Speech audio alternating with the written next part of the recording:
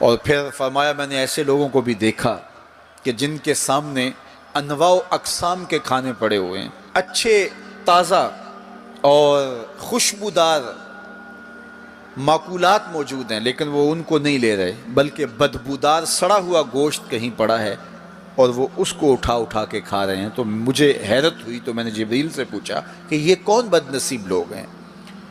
کہ ان کے سامنے بھنا ہوا تازہ گوشت موجود ہے، خوشبودار گوشت موجود ہے، لیکن یہ اس بدبودار اور متعفن میں ہاتھ مار رہے ہیں۔ تو کہا یہ آپ کی امت کے وہ بد نصیب لوگ ہیں کہ جن کو پاک طاہر اور پاکیزہ بیویاں میسر تھیں، لیکن اس کے باوجود وہ ناپاک عورتوں کے بستروں پہ راتیں بسر کرتے تھے۔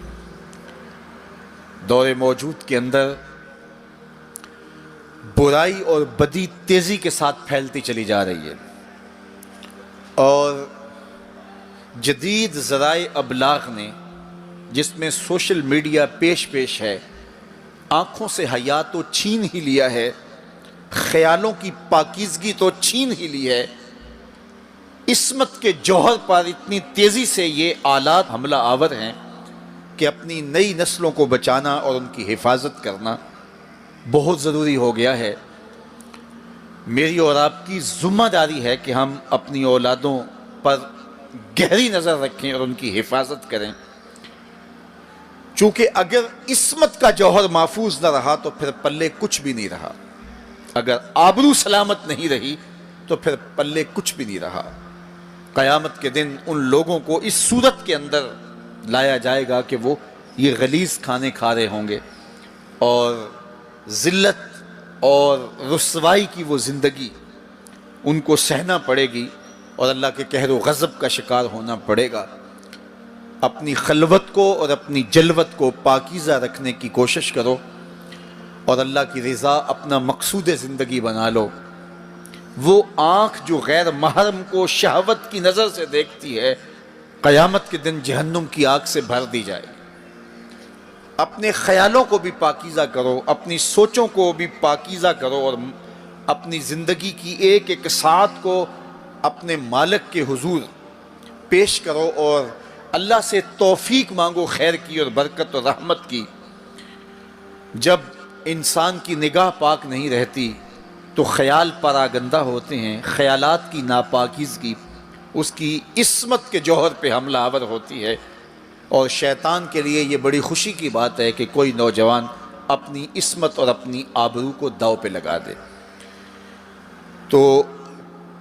دور موجود کے اندر یہ فتنہ تیزی کے ساتھ بڑھتا چلا جا رہا ہے، اس میں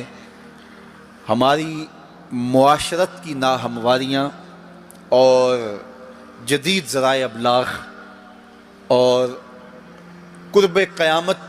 کی وجہ سے فتنوں کا آسمان سے بارش کی طرح برسنا ہے، لیکن جو اپنے آپ کو بچا لے وہی سرخرو ہوگا، جو نہیں بچا پائے گا وہ اپنی دنیا اور آخرت برباد کر لے گا۔ اپنے خیالات کو قابو میں کریں، اپنی نماز میں یکسو ہو جائیں، پڑے سجدے میں ہوں اور کھڑے دکان پہ ہوں تو پھر سجدہ سرور بخش نہیں ہوگا، پھر قیام لذت آفری نہیں ہوگا۔ تو اپنی نماز کو اس قدر یکسو کر لو کہ جب تم سجدے میں ہو، قیام میں ہو، رکوع میں ہو، تو سجدے، قیام اور رکوع کی لذت تمہیں حاصل ہو رہی ہو، تو پھر معراج کی لذتیں تمہیں نماز میں نصیب ہوں گی اور قرار نصیب ہوگا۔ تو کہا میں نے کچھ لوگوں کو دیکھا کہ ان کے سر کوٹے جا رہے ہیں، اور میں نے پوچھا یہ کون لوگ ہیں؟ تو کہا یہ وہ لوگ ہیں کہ جو نماز نہیں پڑھا کرتے تھے، جن کے سر نماز سے بوجھل رہتے تھے۔ پھر کچھ لوگوں کو دیکھا معراج کی شب، فرماتے ہیں کہ ان کے آگے اور پیچھے چیتھڑے بندھے ہوئے ہیں، اور وہ کانٹے دار جھاڑیاں تھوہر کھا رہے ہیں، گرم پتھر چاٹ رہے ہیں اور کھا رہے ہیں۔ تو میں نے پوچھا کہ یہ کون بد نصیب لوگ ہیں؟ تو کہا یہ وہ لوگ ہیں جو اپنے مال کا صدقہ نہیں دیا کرتے تھے، مال کی زکوٰۃ نہ ادا کرنے والے سخت عذاب میں مبتلا ہوں گے اور اللہ کے قہر و غضب کا شکار ہوں گے۔